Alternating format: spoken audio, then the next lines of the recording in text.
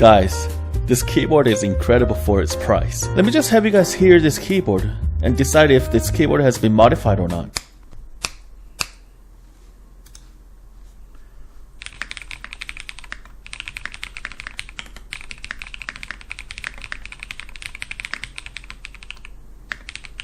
So, do you think that was modified or not modified? Have you guys made up your mind yet? Alright, the actual answer was, this was just right outside of the box experience. The only thing I added was the pre-looped switches from AppleMaker and the keycaps, and that's it. No looped switches.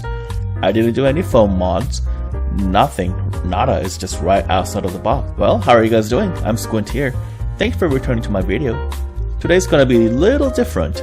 Well, I wasn't even thinking of making a video out of this keyboard, but after using it for a couple of days, I was just like so blown away that I just had to make it and introduce it to you guys. This clear translucent keyboard is called the Redragon Elf. I have a bare bone kit here, but I also purchased the clear keycaps to just keep the theme. Now there is a pro version of this keyboard, and it only costs you $69.99, and with the Father's Day, they're doing up 20% off. So why should you get this keyboard if you asked me? Well, if you look at this keyboard's description, it says a gasket mount.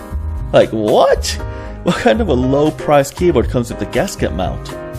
Well, there's a small catch to it, but I'll get that to you later. This keyboard also offers tri-mode selection, meaning you can stay connected via Bluetooth, 2.4 GHz wireless, or C-type connection. Now, when I turn this thing on, like this RGB is popping and banging, and the keyboard pops nicely.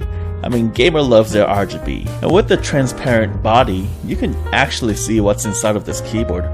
Wow, like look at this foam inside of the keyboard. Look at all these different layers of the foam. They really went beyond what a budget keyboard can be. Like, no wonder why this keyboard makes such a good sound right outside of the box. With the keyboard being 78% layout, you can also get the function row. Like, yay! And you know what I don't see? A knob for your volume. Boo!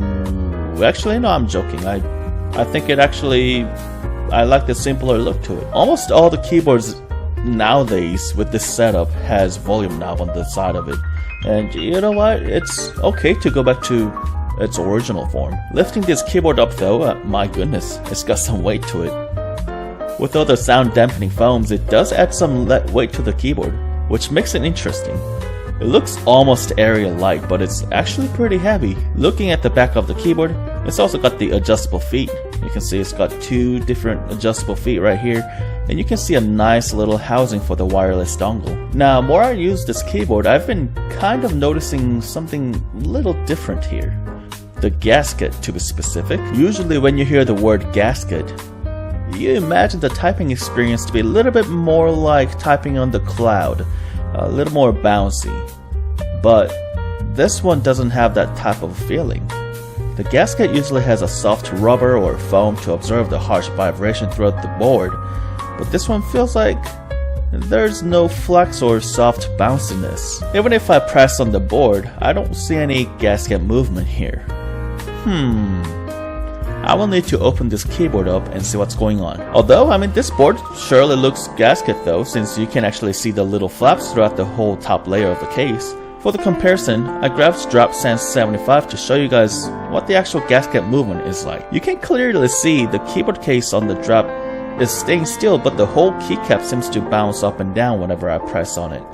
And I'm not pressing down too hard, it's just this is how most of the gasket performance is like. This happens due to no screw is holding onto the PCB and the case together. Only thing holding this keyboard up together is the gasket flaps, like how it's illustrated here. So let's just take it apart and see what's actually really happening inside of the keyboard. Now, I will tell you, this keyboard was not easy to take apart. As I was taking the screws out, I thought, well, after these screws, the top case should just pop right open, right? No. The top case was held onto the whole PCB and the plate. I don't think I've ever seen the top case and the PCB held on so tightly together.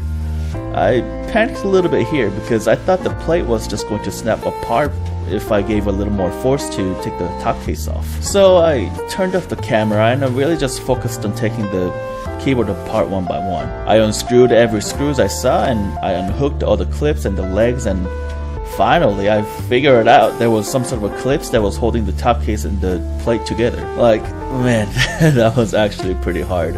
I mean, this plate was so brittle, it felt so brittle that it was just gonna snap right off. Also, the battery compartment was not to be really fiddled with. Redragon literally glued the battery cable to the PCB, and I couldn't really take it apart.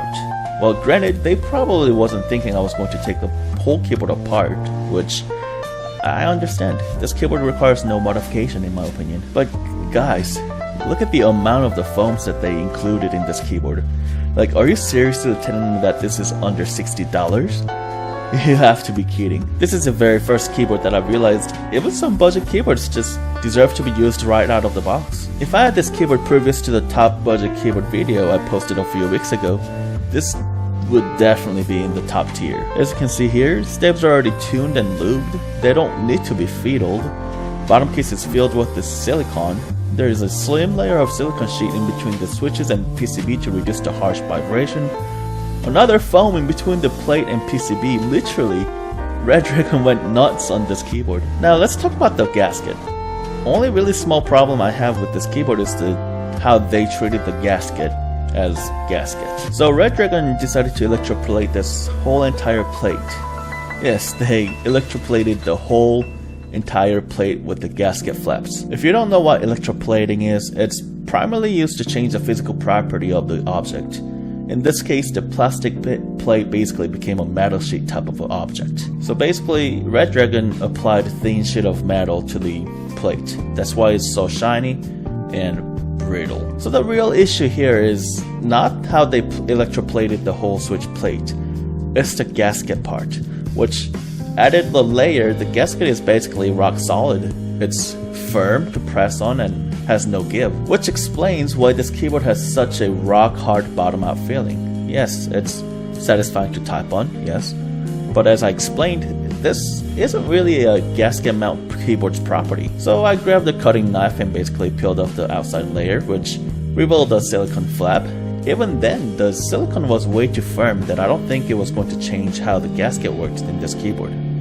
So I just decided to leave it alone and use a keyboard as is. Now at this point, I was really debating if I should just apply some modifications on my own. Like, I could use a PE foam to just cover up the whole PCB and use a stab pads to reduce the bottom out on the stabs. I could also just cut off the gasket pads and apply with the new pads with a soft gasket performance. But you know what? I won't.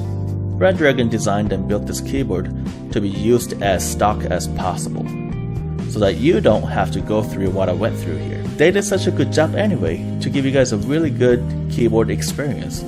Only downside to this keyboard is the gasket performance, but it will still be better than the screw mount keyboards. So if you want to get into the keyboard building and don't want to tackle the modding, seriously, you can consider this keyboard. Well, I really appreciate you guys watching this video. Stay tuned for the sound test, but I'll see you guys in the next video.